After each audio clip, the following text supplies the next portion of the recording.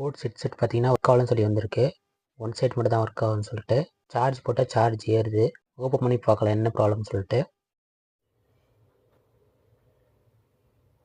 Open பண்ணி ரெண்டு பட்ஸுமே வெளியில் எடுத்தாச்சு.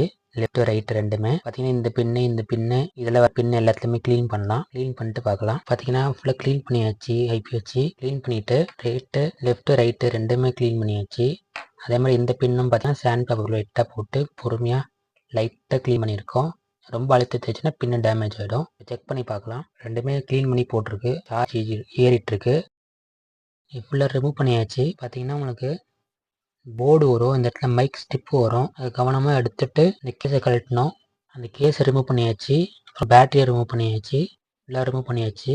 ரைட் சைடு பேட்டரி மாற்றிட்டு செக் பண்ணலாம். பார்த்தீங்கன்னா புது பேட்டரி வாங்கியாச்சு. புது பேட்டரி சேஞ்ச் பண்ணணும். பார்த்தீங்கன்னா புது பேட்டரி சேஞ்ச் பண்ணியாச்சு. ஃபிக்ஸ் பண்ணிவிட்டு செக் பண்ணலாம். ஏன்னா ஃபிக்ஸ் பண்ணியாச்சு. பேட்டரி உள்ளே போட்டு பார்த்தீங்கன்னா பேரிங் மோடு வந்துருச்சு. பேர் பண்ணி தான் செக் பண்ணணும். சார்ஜ் ஏறுது.